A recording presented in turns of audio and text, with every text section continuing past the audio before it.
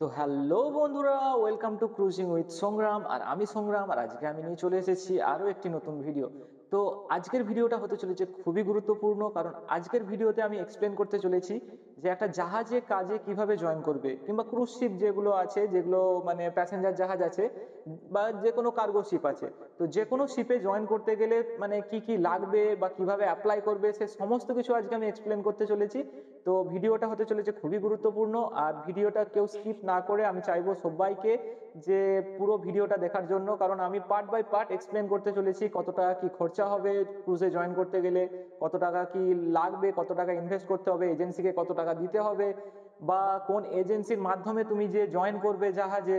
তো সে সমস্ত কিছু আমি এক্সপ্লেন করতে চলেছি। তো ভিডিওটা স্কিপ না করে অবশ্যই ভিডিওটা লাস্ট পর্যন্ত দেখো। আর আমি চলেছি পুরো ভিডিওটা এক্সপ্লেন করতে, তো পুরো প্রসেসটা এক্সপ্লেন করতে। তো বেশি না কথা বাড়িয়ে চলো ভিডিওটা শুরু করা যাক।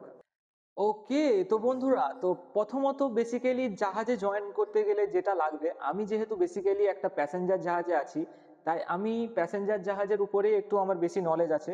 তো সেজন্য আমি প্যাসেঞ্জার জাহাজ নিয়ে কথা বলবো আজকে, কারণ কার্গো শিপে আমার খুব একটা অতটা নলেজ নেই। বাট কার্গো শিপে জয়েন করতে গেলে তোমাকে একটা লং কোর্স করতে হবে, যেটা আমাদের ইন্ডিয়াতে অনেক ম্যারিটাইম ইনস্টিটিউট আছে। তো সেখান থেকে গিয়ে বাকিটা তারপরে তোমাকে নিজেকে এক্সপ্লোর করতে হবে, কারণ আমার সে সম্বন্ধে অতটা ধারণা নেই। তো আজকে আমরা এখন আপাতত আহ, যে প্যাসেঞ্জার জাহাজ যেগুলো আছে সেগুলো সম্বন্ধে কথা বলতে চলেছি। তো যে কোনো প্যাসেঞ্জার জাহাজে জয়েন করতে গেলে সেখানে মানে অনেক রকম ভাবে জয়েন করতে পারো। কেউ জয়েন করতে পারে সার্ভিসে, কেউ হচ্ছে কিচেনে, হাউসকিপিং এ।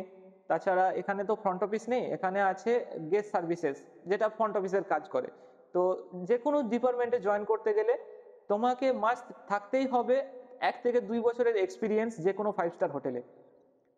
ঠিক আছে, তো এটাই হচ্ছে প্রথমত লাগবে, যেটা মানে ইন্টারভিউরা যেটা দেখে সেটা হচ্ছে এটাই, যে প্রথমত তোমার লাগবে এক্সপিরিয়েন্স যে কোনো 5 স্টার হোটেলে। তোমাকে 1 থেকে 2 বছরের এক্সপিরিয়েন্স লাগবে। আর তার সাথে লাগবে স্পিকিং পাওয়ার।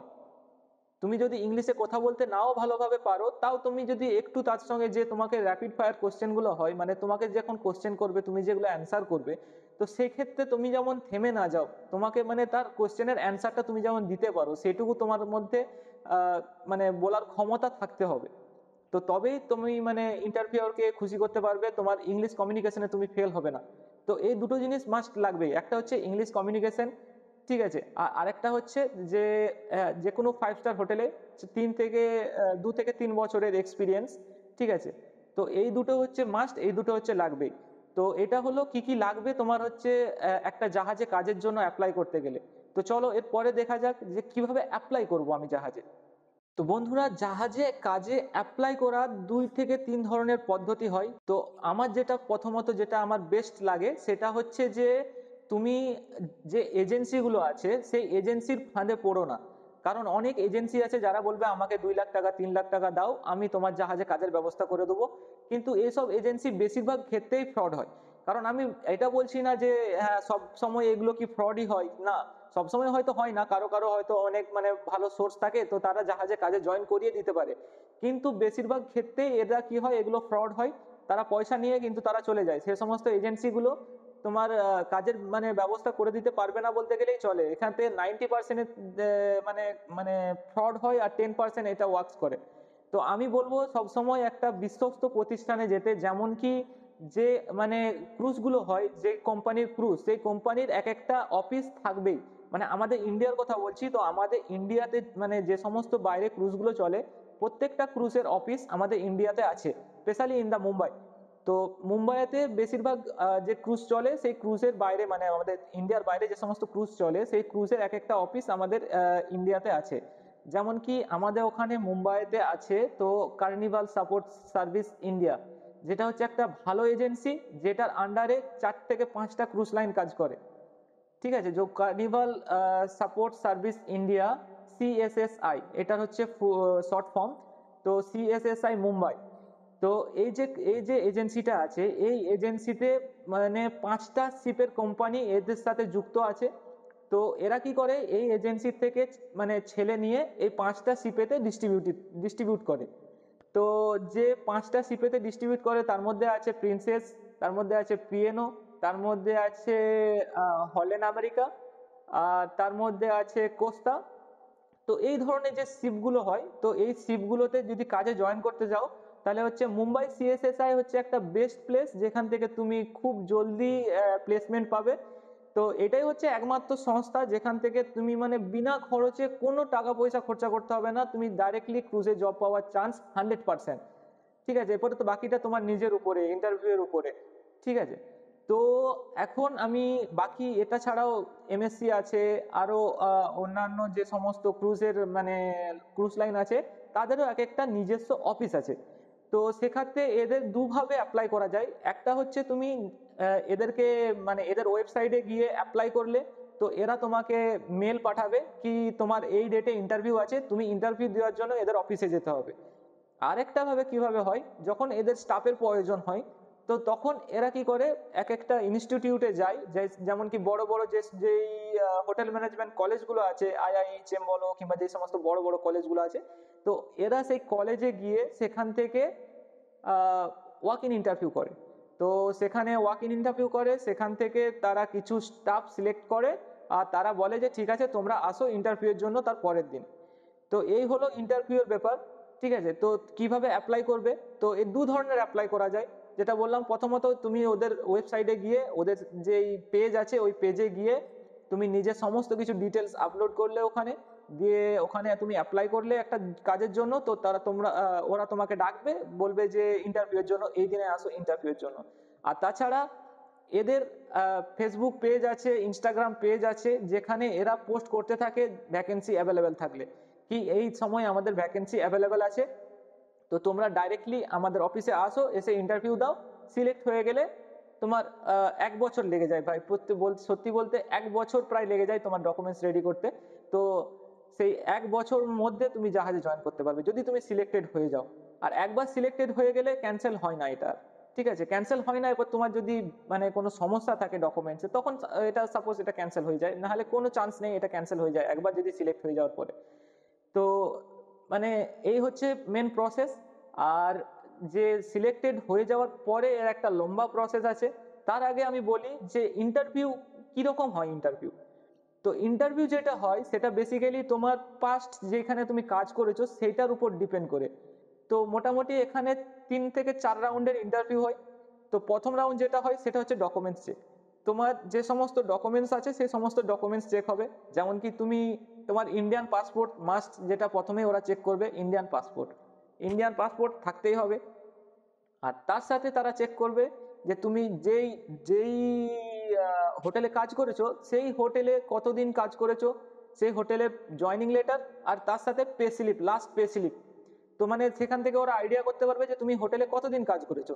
তো তোমার আমি রিকমেন্ড করব, তোমার যে হোটেলে তুমি বেশি দিন কাজ করেছো সেই হোটেলের মানে জয়নিং লেটার আর সেই হোটেলের লাস্ট পে স্লিপ তাদেরকে দেখাও। তো সেক্ষেত্রে তোমার একটা প্লাস পয়েন্ট থাকবে যে তোমার একটা মানে পোস্ট, একটা ভালো পোস্টে জয়েন করার মতো। তো এরা কি করে, এরা মানে কোনো পোস্টের উপর তোমাকে ইন্টারভিউ নেয় না। এরা একটা ইন্টারভিউ নেয়, তারপরে তারা ডিসাইড করে যে তোমাকে কোন পোস্টে জয়েন করাবে জাহাজে। তো সেজন্য বলছি এরা ডিপেন্ড করে তোমার এক্সপিরিয়েন্সের উপর, তোমার পজিশনের উপর, তোমার কোন পজিশনে কাজ করছো তুমি recently in a 5 star hotel. তো সেই পজিশনের উপর এরা ডিপেন্ড করে। আরেকটা ডিপেন্ড করে তোমার কত সাল এক্সপিরিয়েন্স আছে, তুমি কত বছর ধরে কাজ করছো হোটেল ইন্ডাস্ট্রিতে। তো এই দুটো জিনিস খুবই ম্যাটার করে। তো আমি বলবো যে হোটেলে তোমার এক্সপিরিয়েন্স বেশি আছে, যে হোটেলে তোমার পজিশন ভালো আছে, সেই রকম ধরনের হোটেলে তুমি ডিটেলস তাদেরকে দাও। তো এই দুটো জিনিস তারা চেক করলো। চেক করে তাদের যদি মনে হয় যে হ্যাঁ আর একটা ছোট মোটো কিছু কোশ্চেন করে ফুড সংক্রান্ত কিংবা বেভারেজ সংক্রান্ত, তো এই দুটো জিনিসে তুমি যদি পাস হয়ে যাও তখন তোমাকে ডাকবে সেকেন্ড রাউন্ড ইন্টারভিউর জন্য। তো সেকেন্ড রাউন্ড ইন্টারভিউ তোমাকে পুরোপুরি তোমার সমস্ত কিছু জিজ্ঞাসা করবে। যেমন কি তুমি যদি কোনো ওয়েটার পজিশনে থাকো কিংবা টিম লিডার পজিশনে থাকো কিংবা তুমি ক্যাপ্টেন ম্যানেজার পজিশনে থাকো, তো তখন তোমাকে সেই সংক্রান্ত প্রশ্ন করবে। ঠিক আছে, আর তাছাড়া সেই সমস্ত সমস্ত মানে কি কিভাবে হ্যান্ডেলিং করবে, guest handling, food handling, drinks handling, complain handling, like এই ধরনের কোশ্চেন করবে। তো এই সমস্ত কোশ্চেন গুলো তোমার পাস হয়ে যাওয়ার পরে তোমাকে আরেক রাউন্ড ইন্টারভিউ যেতে হবে। তো সেখানে তোমাকে তোমাকে যে সমস্ত নলেজেবল কোশ্চেন, সে সমস্ত নলেজেবল কোশ্চেন করে।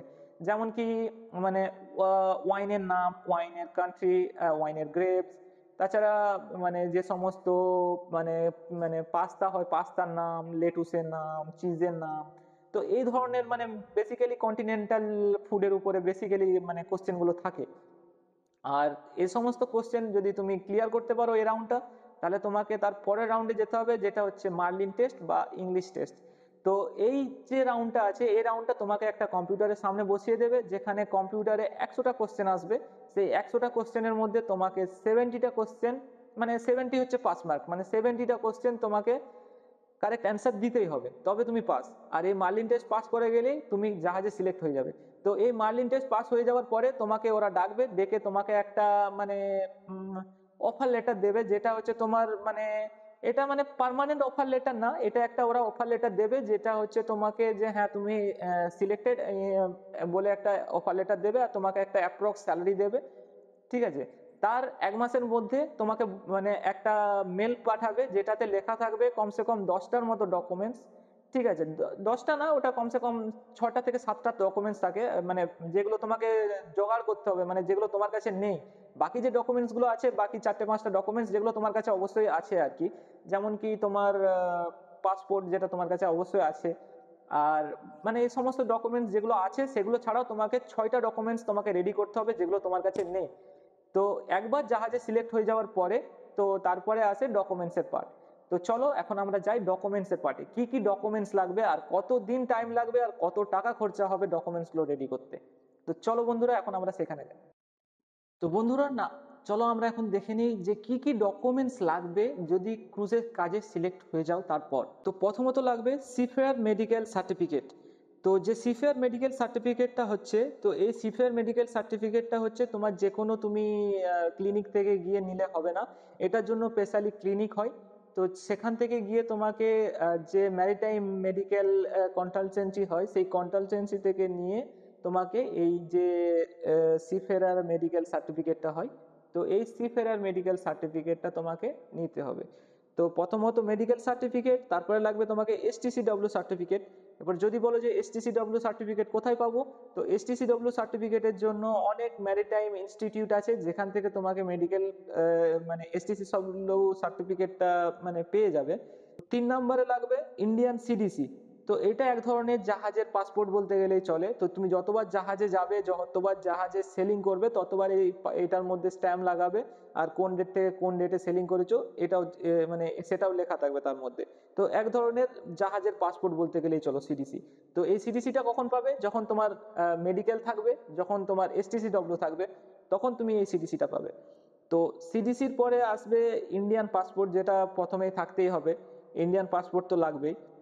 আর সব থেকে গুরুত্বপূর্ণ ইউএস C1D ভিসা। এটা হচ্ছে অ্যাকচুয়ালি বেসিক্যালি ক্রু ভিসা, যেটার ভ্যালিডিটি 5 বছর থাকে। আর এই ভিসাটা মানে বেসিক্যালি এটার জন্য আবার ইন্টারভিউ দিতে হয়। তো এটার জন্য একটা লম্বা প্রসেস আছে, যদি কোনো কারো লাগে যে কি রকম ভাবে কি অ্যাপ্লাই করব, কি রকম ভাবে ভিসাটা পাবো, তো অবশ্যই কমেন্টে জানিও। আমি চেষ্টা করব পরবর্তী ভিডিওতে শুধুমাত্র যে কিভাবে অ্যাপ্লাই করবে, কিভাবে ভিসা পাবে, সে নিয়ে একটা ভিডিও বানানোর। তো আপাতত এখন এই 5টা ডকুমেন্টস লাগবে, আর তার সাথে লাগবে যে ইন্ডিয়ান এসআইডি।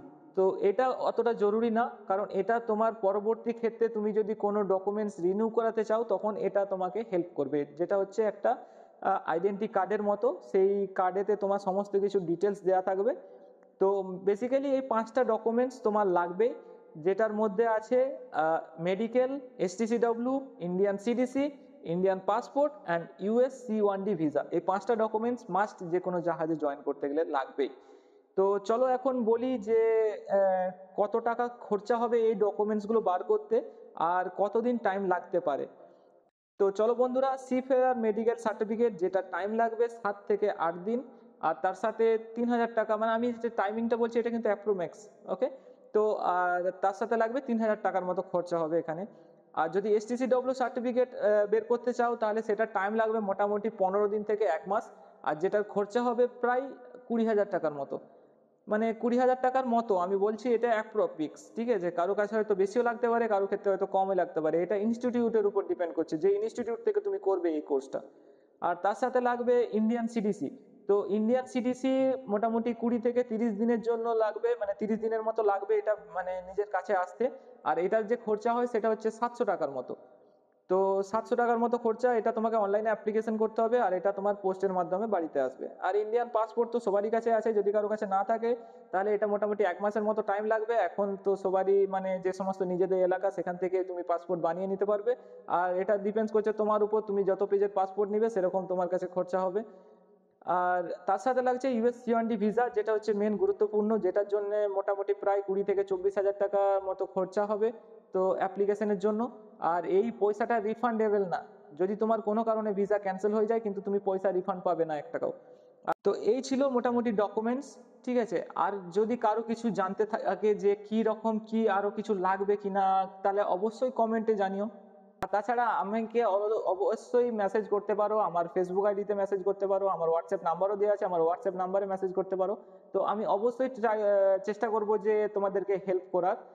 আর তাছাড়া আমি যে সেলারি সংক্রান্ত ব্যাপারটা বলছিলাম, তো সেই সেলারি সংক্রান্ত ব্যাপারটা নিয়ে আমি আরেকদিন অন্য দিনে আসবো একটা নতুন ভিডিও নিয়ে, যেখানে আমি এক্সপ্লেইন করব যে কোন পোস্টের কত সেলারি, কিরকম কাজের টাইমিং, কিভাবে কাজ করতে হয় জাহাজে, কিংবা জাহাজের কাজের সঙ্গে হোটেলের কাজের কি পার্থক্য, সেসব নিয়ে আমি পুরোটা এক্সপ্লেন করব একদিন আরেকটা অন্য ভিডিওতে। তো চলো আজকের মতো ভিডিওটা এটুকুই। যদি ভিডিওটা ভালো লেগে থাকে তাহলে অবশ্যই লাইক করে দেবে একটা করে। আর যদি কোনো কিছু কোয়েশ্চেন থাকে এই জাহাজে জয়েন করা সংক্রান্ত, তাহলে অবশ্যই কমেন্ট বক্সে জানিও। তো আমি চেষ্টা করব অবশ্যই কমেন্টে রিপ্লাই দেওয়ার।